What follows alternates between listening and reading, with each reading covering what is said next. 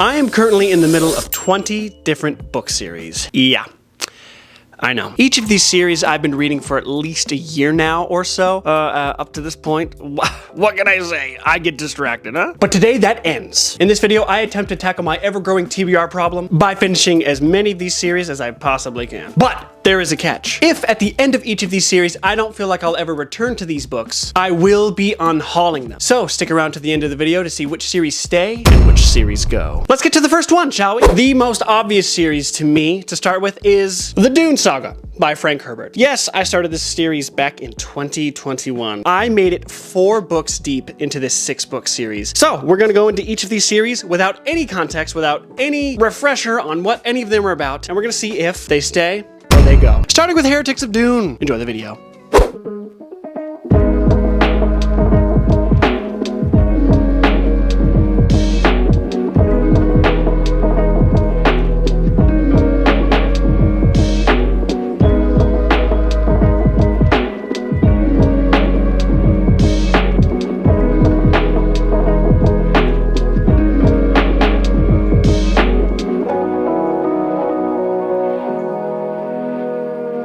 I hate myself.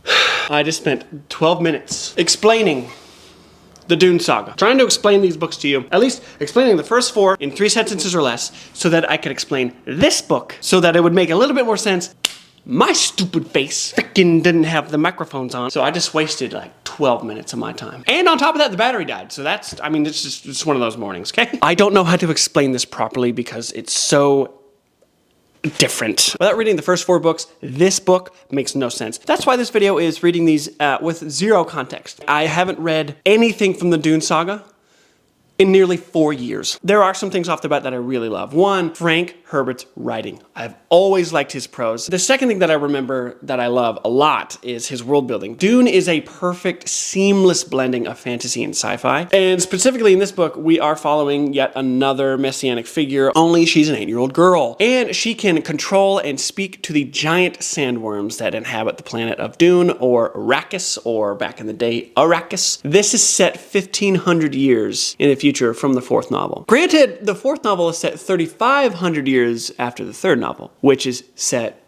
9 years after the 2nd novel, which is set 11 years after the 1st novel. So we're about 5,000 years from Mr. Paul Atreides himself, if you're familiar with the books or if you're familiar with the movies. This is 5,000 years in the future from Dune. Oh my gosh, it is just chock full of everything that makes Frank Herbert so amazing. Everything in the Dune saga is on purpose. There's nothing that was just there for filler. There's nothing that's here for fluff. Everything is important and everything means something and everything has to be here, otherwise the story doesn't work. I really am curious to see where this goes though. Oh gosh, I am 104 pages in. I started this yesterday. As you saw, reading that with Ashlynn and Haley, it was so fun. Got a lot of reading done because we just sat down and made it happen. So thanks to them, I am well on my way to finishing this. What am I saying? It's like a 500-page book. No, I'm not well on my way. Let's get to the montage, shall we? Hopefully this captured on the mics, because if it didn't, I think I'd go insane.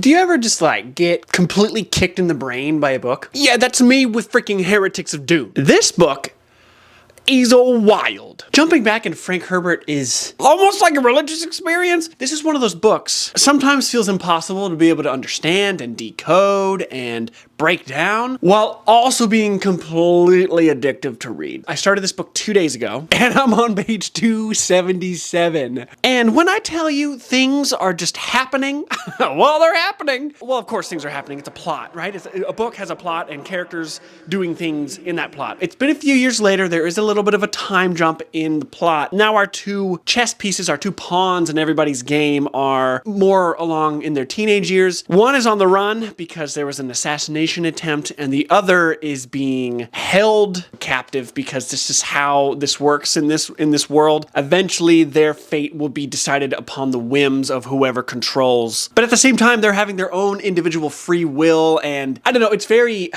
gosh, it's so layered. I put down this book the first time because I felt like within the first 120 pages or so, nothing happens. And I was a little bit let down by that. It just felt like there was a lot of conversation and not enough like, oh, these people got up and walked to this place. Like, it didn't even seem like anything really happened. Upon a reread, I see how utterly stupid that was. I was blind to the brilliance at that point. I think because my brain was so addled by the ending of God Emperor, book 4. But upon a reread, I'm realizing that Heretics of Dune is just as brilliant as the first 4 books. I'm excited to get to Chapter House after this.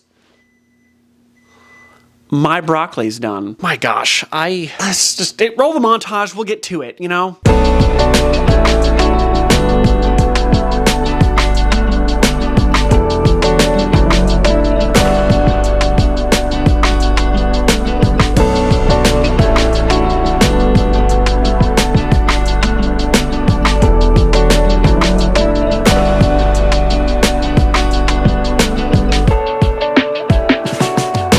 Frank Herbert is an absolute menace. I'm on 360, almost at my goal for the day, and I had to share something with you because I couldn't believe that he did this. If you didn't know this, Dune is a massive inspiration on the original Star Wars trilogy. So big, in fact, that apparently there may or may not have been a lawsuit, or there may or may not have been a settlement outside of court. I don't know, but hear this. So there's an android that is created by one of the main characters in Star Wars known as C-3PO. Super famous. I think I just found a pot shot at that. Apparently there's a term known as a 3 letters, actual 3PO. It says that he's a 3PO, they said, meaning that such a person surrounded himself with cheap copies made from D-Class A substances. Maybe I'm grasping at straws here. That is so funny. This was written, what, 1985? By that point, the 3 original Star Wars movies had already been released. Come on, that's not a coincidence. I just thought I'd give you that update before I went to bed because that's just so funny. That made me laugh so hard.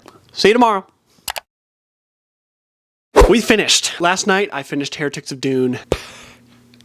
One of those books that it wasn't the right time and the right place when I first attempted it, but second time around, oh boy. I think I said earlier in the video that I had like Dune fatigue. I was just reading the series back to back to back to back and not really breaking it up with any other stories. I think that was my issue with Heretics in the first place, but jumping back into it this week, it was like an immediate, oh, I like this book. Wait, why did I ever put this down? And of course, once I got to the middle, I was completely and utterly invested. And then last night reading the ending, the last 100 or so pages was peak, dude, peak. Some of the best in the Dune saga, I will say. Why does nobody talk about Heretics? Frank Herbert's a madman. Hands down has to be one of the best science fiction series ever written, right?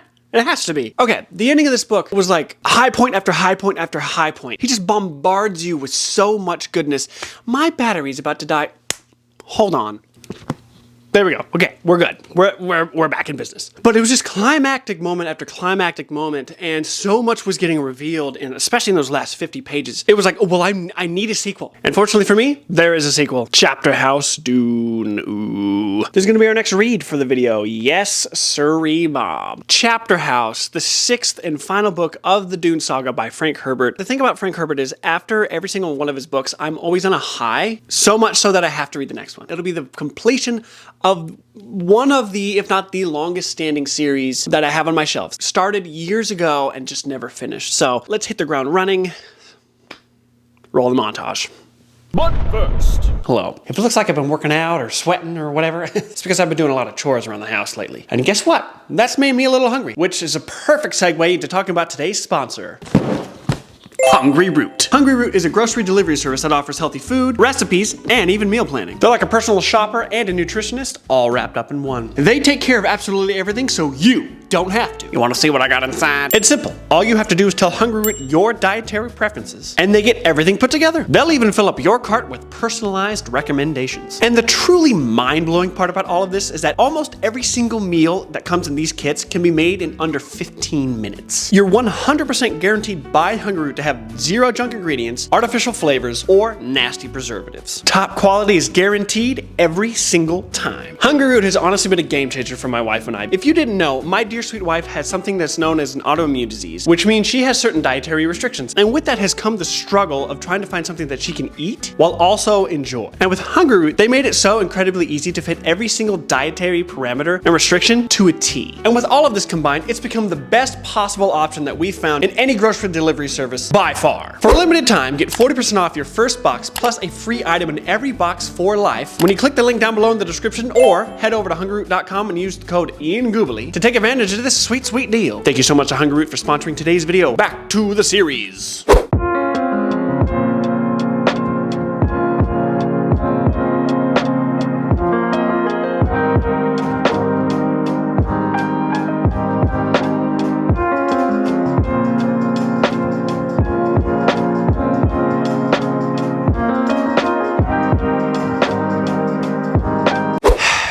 I'm DNFing this book. Oh, I can't believe I'm saying that. Here's why. All things were going fine, right? This book is kind of boring. I made it about 65% of the way through, and I got to the most unexpected, jarring scene I think I've read in any book ever. I've read some really hard material. There's a scene in A Clash of Kings by George R.R. Martin that's really bad. There's a scene in Pat Conroy's The Prince of Tides that is really bad, but I think this takes the fetching cake. I can't believe it. I have no words. It's so dark and it's so disgusting that I'm like, you know what? I'm not going to finish the book. I'm not going to finish this book. Let's just say there's a character. It's a 10-year-old boy. He's considered what's known as a gola. A gola is something that is grown from the cells of another person. Those cells being from that person, essentially you are growing another version of that person. It's a clone, but it's not a clone. They do differentiate the two in the world, but he's a 10-year-old boy. Each gola can have their memories unlocked of all of their past lives, but here's the thing. Golas can only have their memories unlocked through something traumatic. Earlier in the series, in book 2, a gola has unresolved issues, so once he resolves the issues, boop, memories come back. In book 5, Heretics, the gola is literally beat down. Like, he's like punched and whatever, and I guess that's freaking traumatic. The people that are caring and watching over this young boy realize we need his memories ASAP, otherwise we're gonna lose this war. And so they devise a plan to traumatize this boy in the most awful way possible. They essentially they abuse this poor boy, and he fights it the whole time, and guess what? They get exactly what they want. But I couldn't finish the scene. He does not need to be subject to that sort of mental anguish. And afterwards, I looked up a Reddit thread to see what other people's reactions were, and most people were like, you know what, it really just helps the story progress. You know, it's whatever. It's blah, blah, blah, blah, blah. It's whatever? What are you guys talking about? That was violent and gross, and that's against a child. So no, you're not justified. That's stupid. I'm DNFing this. I will probably never read Chapter House again, and I was starting to finally get interested because of the whole visions of the elderly people and all the character arcs of all the characters that I actually liked. If that wasn't in this, I would have finished it. I'm giving this book a 0.25 star, lowest rating I've ever given it besides American Psycho. But I guess now I can introduce you to the second series of today's video. That's right, A Song of Ice and Fire by George R.R. Martin. This is possibly the longest standing series that I have yet to finish. I read the first novel, A Game of Thrones, back in 2019, and it's taken me this long to get to the 5th novel. Most people are gonna get this. I just haven't finished the series because the series isn't finished. George is taking his sweet baby time, right? This book came out in 2011. Okay, it's been 14 years, and we haven't gotten a conclusion, so that's why I've been putting this series off for so long. I've been missing George, right? George is one of my favorite fantasy writers. This is one of my favorite series of all time. I think it only fitting that in today's video, I finish A Song of Ice and Fire with a dance with dragons. Ooh.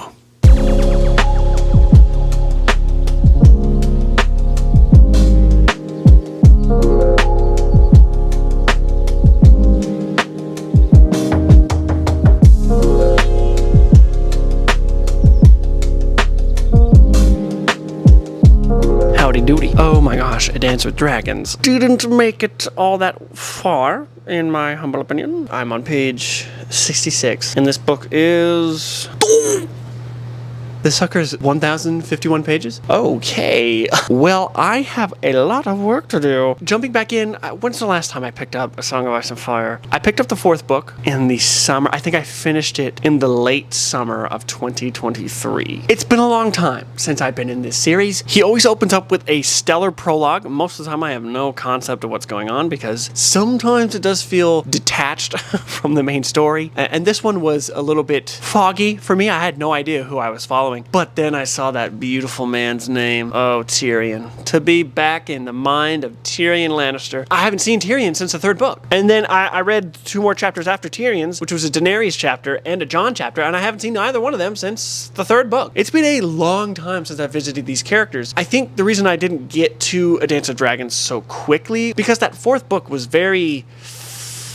how do you say, different? He takes you on a couple of more plot journeys than needed. You know, with those first 3 books, they feel very cohesive, and there was just a solid story, and I loved the POVs that he added along the way. But then the 4th book happened, and we didn't see some major POVs that we'd been with since the beginning of the story, and he replaces them with a bunch of other POVs that I didn't really care about, and it felt like he was like over world building, almost like the scope had outreached him, like he was trying to just expand everything and it didn't work as he'd hoped. Of all of the books, A Feast for Crows is the least memorable for me, and it's the most recent one that I read. So picking back up with 3 of the most important characters in the entire story, I'm going, I forgot where you were. But George helps me get back on my feet because his writing is so freaking good. The dialogue between these characters is so amazing, and the characters themselves, of course, some of the best character work you will ever read in all of fantasy, possibly in all of fiction, because these characters are so well done. Oh, but I have a lot to get through. So, roll the montage.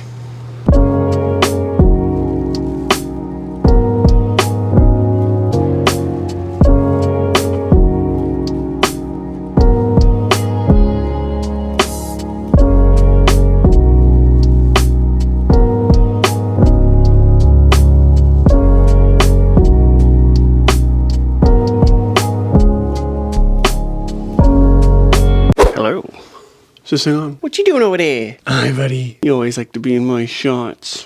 Keep going. Keep going. Yeah, good boy. A Dance with the Dragons. I'm on page 123. How am I feeling? I feel fine. There's a little bit of context missing for certain POVs. Part of me is like, why is this series taking so long? I love this series. Don't get me wrong. Don't you dare get me wrong on that. I love George R. R. Martin's prose. I love his characters. I love this world. It's one of the best fantasy series of all time ever written, hands down. And there's really nothing like it. But I'm on book 5, and I'm thinking, from book 1 to now, a lot has happened. But has it really? Because some of these characters are still not where you would think they would be. There's a lot of slow burn going on, and I love it. But I am sitting here thinking, some of these characters haven't moved an inch. How are we going to get everything resolved if there ever is a 6th or 7th book? He's taken his sweet time to make some of this stuff happen. Sometimes I'm just not as interested as I thought I would be. But I will say something about this. This book is making me interested in characters that I wasn't previously interested in. To be honest, those first 3 books, I don't like Bran. Maybe there's some Bran stands out there, but I'm not gonna lie, his POV is the most interesting to me. And the ones that I really, really like Dany and Tyrion, I find them quite boring and a little bit stale. And that's really hard for me I can't believe I'm saying that. Maybe it's because I'm just lacking some context. I don't know. I'm just not as interested in some of these characters. That's not to say that I'm not interested in this series. I know once I get to the end of this, I'm going to be left wanting for a lot. Part of me is a little bit like, do I keep going? Maybe I waited too long in between these books, but I'm going to give it some more time. Do not discount me out yet. The show's not over. Hello, friends, family, and intimate reading associates. Yeah, I am... Oh, gosh, I'm... This is ridiculous. So, over the past, 10 days, I've only made it 210 pages. I'm having difficulty with this book. I didn't think I would, but I am. Of course, I love George's writing. He's one of my favorite authors because of his prose, the way he does his characters, particularly his dialogue. It's some of my favorite, if not my favorite dialogue of any book series. I just love A Song of Ice and Fire, how George has written this world, how he's crafted it. But here's the thing. I have two problems right now, okay? I have two very big problems. One, it has been over 2 years since I have been in this world, and I forgot where a lot of characters are. It's crazy how expansive this world is. He has named over 1,000 written characters. There's a lot to keep track of. Those first 3 novels of A Song of Ice and Fire, very solid, very cohesive. The fourth, it's like George decided to go on some POV tangents and maybe he expanded too much. The world building was too much. Now he's trying to play cleanup and I'm a little bit lost. I honestly probably need to read the 3rd book and the 4th book to really gain much sense of this. There's some characters in this book that we haven't seen since the 3rd novel. And it's been a long time since I've read the 3rd novel. And then the second problem is it's 1,000+ pages. It's nearly 1,100 pages. Can't seem to make myself want to read this novel right now because I feel a little bit like George. I'm stuck. And I really don't want to even try to read my way out of it right now. I think with that said, I'm going to DNF this book and, well, yeah. So, what does that leave me with? I need to do at least one other series. What series take priority? That is the question. I think there's only one series left on the shelves that actually have one book left to read. I think I have the solution. The Gentleman Bastards by Scott Lynch with The Republic of Thieves. This is yet another unfinished series, and it's been quite some time since we got an installment. This book was written in 2013, so it's been 12 years. But I freaking love this series. It has the prose that I'm looking for. It's just like George R. R. Martin. I've marketed these books to people as if this is The Godfather meets The Count of Monte Cristo meets The Pirates of the Caribbean. Only it's fantasy. We left off on kind of a cliffhanger with the second book. Let's get back into this. Cue the montage. The Republic of Thieves, Gentlemen Bastards. What do I think so far? Yesterday I got to page 151. Guess I forgot how good a writer Scott Lynch was? I read the first 2 books last year in the spring and was completely blown away at how adept Scott Lynch was at writing a freaking sentence. He's very reminiscent of some of my favorite writers like George R. R. Martin and Joe Abercrombie, and even in science fiction like a guy like Christopher Rocchio, where the prose is very eloquent and it's very rich and it's very supple. It's honestly beautiful. But what separates Scott Lynch from the others is that he has this incredible wittiness to him. Not to say that someone like George R. R. Martin doesn't in the character of Tyrion, or say Joe Abercrombie in every single character he's ever freaking written, but there's something to be said about the relationship between our 2 main characters, Locke and Jean. These 2 have probably hands down the greatest brotherly friendship ever put to the page. These are 2 professional criminals who were raised by professional criminals to be professional criminals. They're hilarious.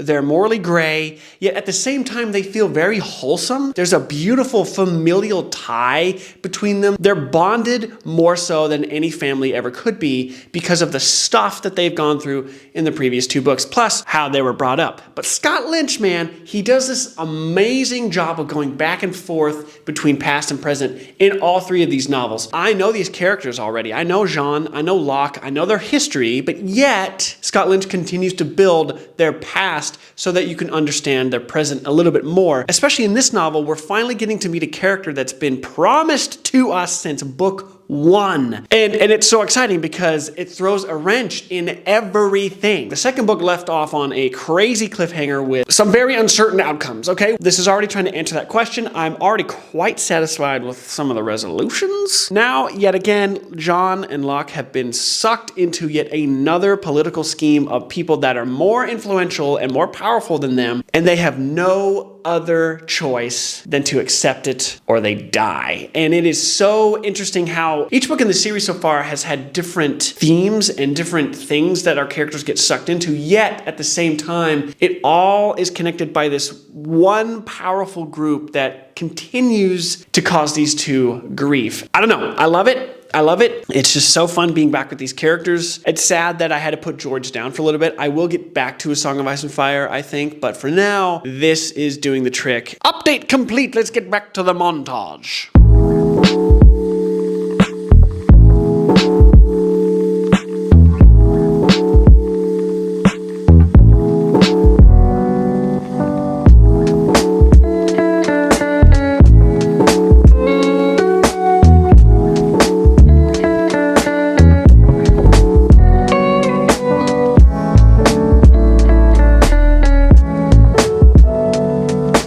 Well, folks, I finished. Masterful still, right? Scott Lynch just hasn't disappointed me yet. That's why I'm excited for this series to be finished eventually. It was so fun. Fantastic. Scott Lynch knocks these characters out of the park. They just keep getting better and better. Of course, with the then timeline, the crap that they're getting involved in and the things that happen to them, it's like how do two characters get wrapped up in all of these crazy schemes? I mean, they are thieves by trade, but somehow they get roped into political machinations of governments and secret societies, and it all just comes crashing down on everyone. Because why would you hire Locke and Jean? Because all they're gonna try to do is get the fetch out of there while everything's exploding with a handful of coins. It's hilarious, it's heartfelt, it's action-packed, it has everything that you're looking for if you're a fantasy fan. I give this like a solid 4-star just because I didn't know a book about a corrupt election could hold my interest for this long, but this book definitely delivered. Now the moment we've all been waiting for. Dune. Does it stay or does it go? It stays, what the fetch, of course. Just because the last book isn't all that good doesn't mean the rest of the series isn't worth reading, especially those first 3 books. A Dance with Dragons is all the way up top and it's on the bottom of a stack and I don't feel like grabbing it. But does A Song of Ice and Fire stay?